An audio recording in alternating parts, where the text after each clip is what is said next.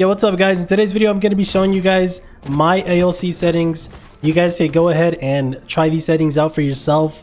I do play on linear, so if it's a little fast for you, I mean, you could just fine-tune it to your liking. But in this video I am going to be showing you guys everything from the gameplay to the controller to the video to the audio settings. So it's going to be kind of a long video, so stick around to stay tuned if you want to find out exactly what I used. Alright, well, let's just hop right into the gameplay section. I have my interact prompt on compact because I've already been playing this game for so long. I don't need to see what the attachments and stuff do. So let me just show you what that looks like. If you have it on default and you go up to like a bullet or whatever attachments, you see how big and blocky that the information is. If you put that over to compact, you see how much smaller it is. So like, let's say I'm fighting somebody here and I'm like shooting like this or something, and this pops up. It doesn't cover too much, but if I were to have it on default, look how much screen clutter it gives. I just think it looks better to have it on compact for the same reason of like having to fight, and that way it won't pop up in my screen. So that's why I use that. For the button hits, I have it on off. Like I said, it's just I like to have the minimum amount of clutter on my screen as possible. Also for the crosshair damage feedback, I have that off because if you have it on default, you have this X for whenever you shoot somebody. You see that little X that pops up for the hit marker? It's just so much clutter on the screen. I just rather have it off. This way you won't have the X, you just only have the numbers pop up for the damage that you did. For the damage numbers, I have it on stacking. That's just my preferred visual. Ping opacity, I have it on faded. It just makes your pings a little bit faded. If you have it on default, it just simply makes it a little bit darker, but I just like to have it on faded. Arbitraries, I have it on. That's the kill feed. Minimap rotation, I have it on off. I don't like the way it looks if it's rotating and stuff. For weapon cycle on empty, I have it on. So like, let's say I were to be using this gun, right? And let's say I pick up a wingman. If I run out of bullets for my wingman, it will automatically switch over to my other gun after I run out. So that way you're ready to fight instantly when you run out of bullets for your other gun. If you have that off, I recommend you turn it on. I do use auto sprint. I like playing with it on, especially when you do the whole tap strafing stuff. It's nice to have this on, but you don't have to have this on. You can play with your own preferred sprinting ability. For jetpack control, I have it on toggle. That's just what I'm used to. I know a lot of people use hold, but for me it's just toggle. It feels nice to me. For the incoming damage, I have it on 3D. For the taking damage closes deathbox and crafting menu, have that on off, because if you're trying to get a shield swap and you have this on, every time you take damage, it'll automatically kick you out of the deathbox. So it makes it that much harder to get a swap.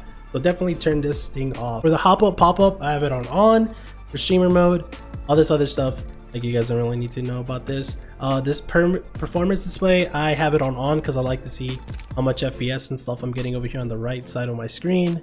And then on everything else, honestly, it doesn't really matter. Like, you could put this whatever you want. My reticle, actually, I have it on customized and I have it on these specific numbers. So if you guys want to use that, this is what my crosshairs look like.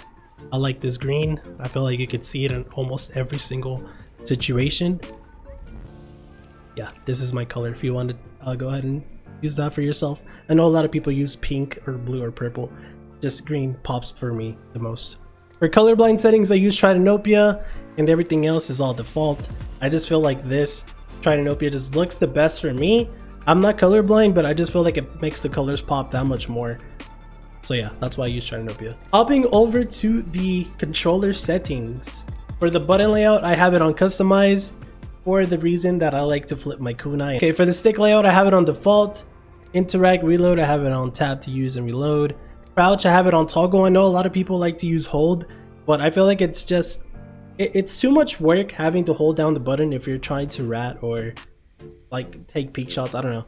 Or trying to slide down a hill, having to hold the button down just to stay crouched, I don't know, I feel like it's a pain in the ass. So that's why I use toggle. That's my preferred crouch setting. So I mean, if you use hold, cool. For the aim button, I have it on hold. Survival slot, I have that on off because I like to, like I said, flip my kunai. I think it looks cool. Or any other heirloom, I like to spam it. And having this on doesn't give me the ability to do so. For trigger dead zone, I have this on none. Just recently I found this out kind of dumb. I had this on default the whole time, and then somebody told me, dude, if you put it on none, like as soon as you tap the R2 and L2, you'll instantly aim or shoot. So I was like, oh my god, dude, I have trigger stoppers on my controller. I use an Astro 240 TR, and I already have the trigger stoppers on that. And I know some people that play on digital triggers on their controller, like their scuff or whatever. But this pretty much gives you like a digital trigger. So if you don't have one, do this. It'll definitely help you out with getting the shot on first, then your enemy. For my menu cursor speed, I have it about right here. Sometimes I put it a little bit up, sometimes I put it a little bit down, depends on the day. Moving over to movement and aiming, I just recently switched over to ALCs like about a week ago, and I'm still fine-tuning it. I put it up sometimes and put it down depending on the day. It really depends on how I feel and if I warm up or not. But I used to play on default settings. I used to play on 6.6 linear, and I used to have a dead zone of small.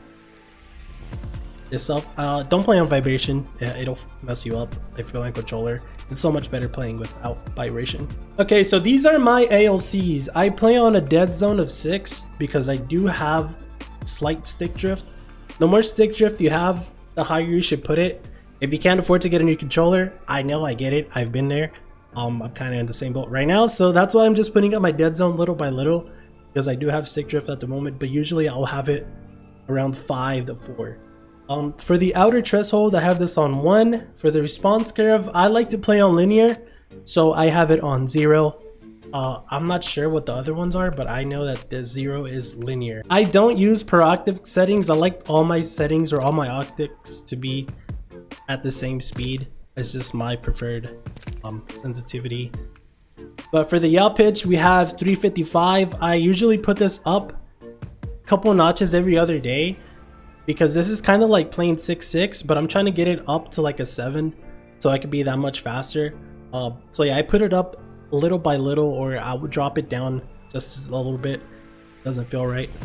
For my pitch speed, I have it at 291, and all this other stuff I just have it on 0 because I don't care to get the ramp up time or whatever to make me turn if I move my stick.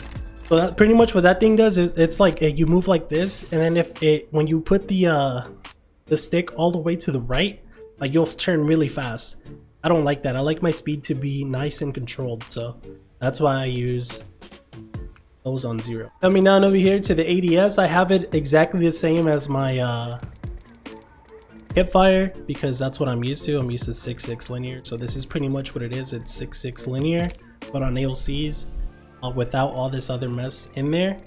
For target compensation, I have it on. For melee target, I have it on as well. For my video settings, it really depends if I'm playing pubs or if I'm recording a video like I am today. For my field of view, I have it on 110. For brightness, I have it at 75. I usually always have it there. For the ability scaling, I have it on disabled, and the sprint shake, I have it on minimal, so that way when you're sprinting, there's less shake, so it's more better for the eye, I guess. For the advanced settings, it really just comes down to what you have, what kind of specs your PC has, like what kind of GPU and CPU you have.